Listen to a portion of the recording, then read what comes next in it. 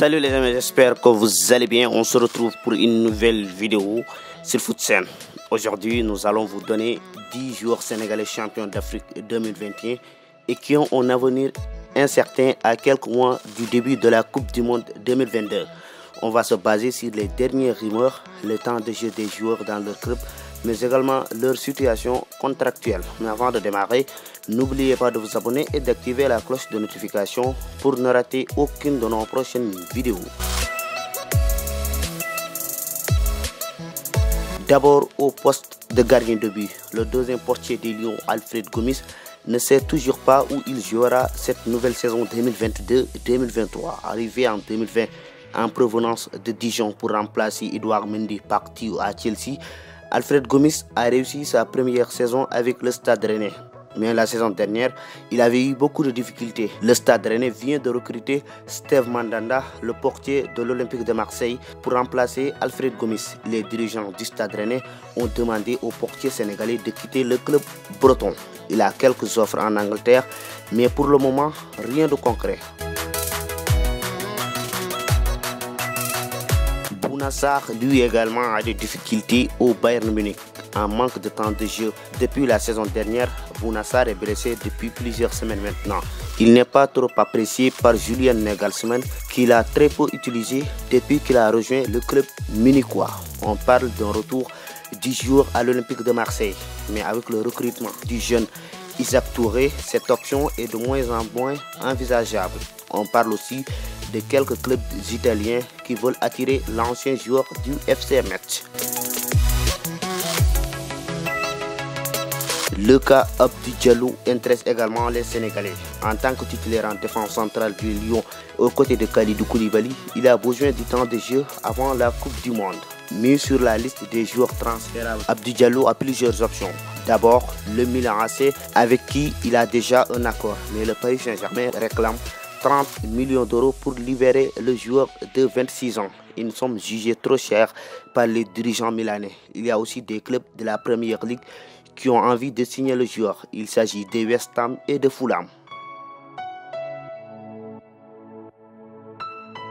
En fin de contrat avec l'AS Nancy-Lorraine, Salou Ciss n'a toujours pas de club. Après une belle Coupe d'Afrique des Nations, il a des offres. Au début du mercato, deux cadors du football turc ont voulu recruter l'arrière gauche de 32 ans. Galatasaray et Beşiktaş ont fait des offres aux joueurs. Mais récemment, on parle également de l'Olympique de Marseille, club qui va disputer la Ligue des Champions, qui rêve de recruter l'ancien joueur de Valenciennes.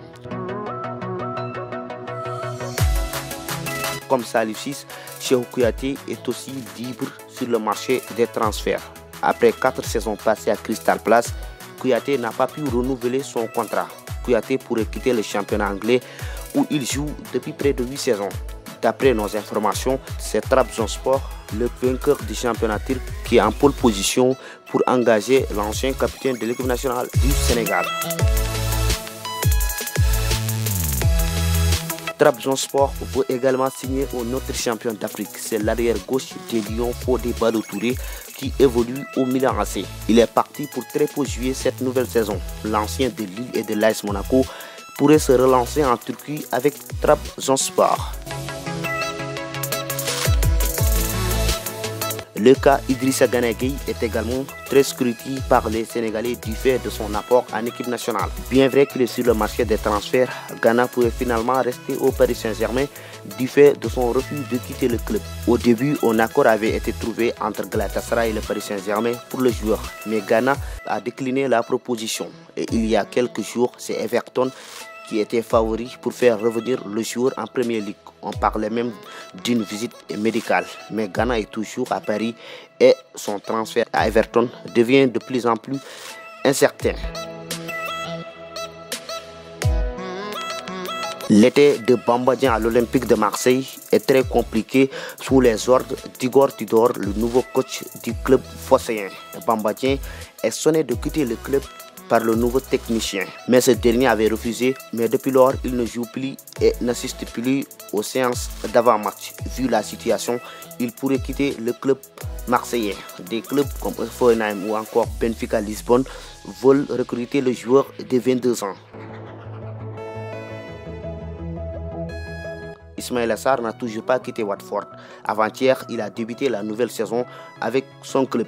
Il commence ainsi sa 4e saison avec Watford. Pour libérer l'ancien joueur de Génération Foot, les dirigeants de Watford réclament au moins 35 millions d'euros. Il est pisté par Newcastle, mais également par Leeds United qui cherche un remplaçant à Rafinha, le Brésilien qui est parti au FC Barcelone.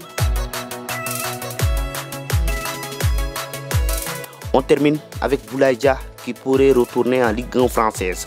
Avec une première saison moins aboutie à Villarreal, Boulaye Dia est sur le départ. Salernitana, le club italien voulait faire venir le joueur, mais ce dernier a refusé. Actuellement, c'est l'OGC Nice qui est le grand favori pour faire revenir le joueur dans le championnat où il a commencé. On parle d'un prêt avec option d'achat.